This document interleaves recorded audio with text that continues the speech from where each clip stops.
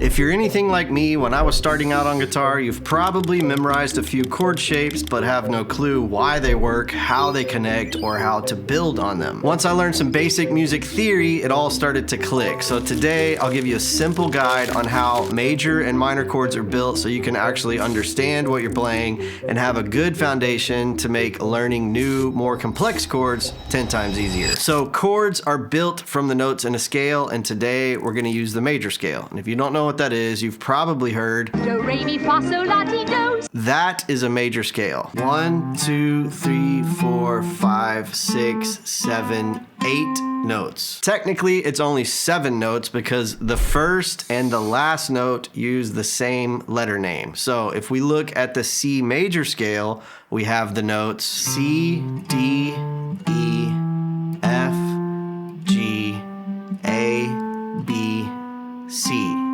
And the distance between the first note, C, and the last note, C, is called an octave. Oct means 8, like an octopus has 8 legs. An octagon has 8 sides, and October is the... So an octave is 2 notes that are 8 notes apart from each other using the major scale. Now, a major chord is built from the first, third, and fifth note of the major scale. 1, 3, 5. So a C major chord would use the notes C, E, and G. You're gonna skip these 2 notes. And the way that we label a major chord is just with the letter. So a C major chord would just be labeled C. An A major chord would be labeled A. And if it's anything else, it'll be labeled. So C minor, C major 7, C sus. There's a lot of different variations, but if it just says the letter, you can safely assume it's a major chord. Now, if you notice when I play a C major chord on guitar, I'm playing 5 strings. 1, 2, 3, 4, 5. But I'm actually only playing those 3 notes, C, E, and G. I'm just repeating the same note higher on some of them. So this is a C, but this is also a C, just 1 octave higher. So if we start on C and go up the major scale, 1, 2, 3, 4, 5, 6, 7, 8 notes, that's another C, just 1 octave higher. So I'm still only using those 3 notes, C, E, and G. C, E, G, C, E.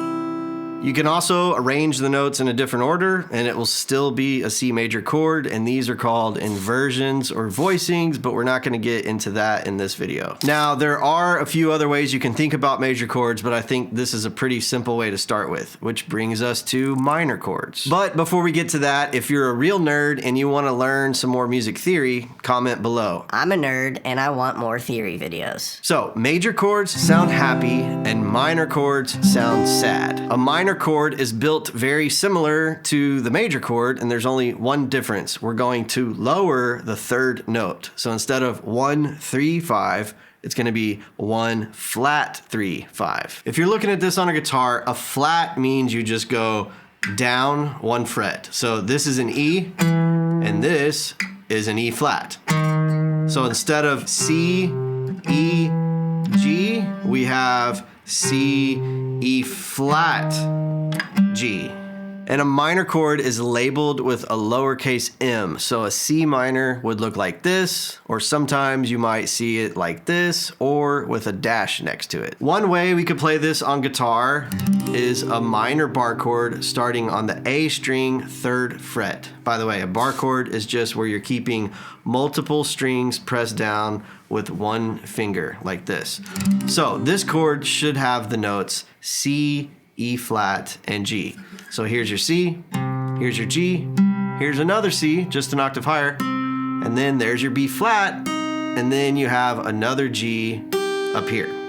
Future Trey here. I said B flat on accident, but I really meant to say E flat, C, E flat, G, just so there's no confusion. Back to you, Trey, from the past. So major chords, 1, 3, 5, minor chords, 1 flat 3, 5. Now, if you wanted to start playing some more colorful chords, you could add to this. So one quick example is a C major 7 chord, which uses the same notes as a C major chord, C, E, G, 1, 3, 5, but you add the 7th, 1, 3, 5, 7, C, E, G, B, and it sounds like this.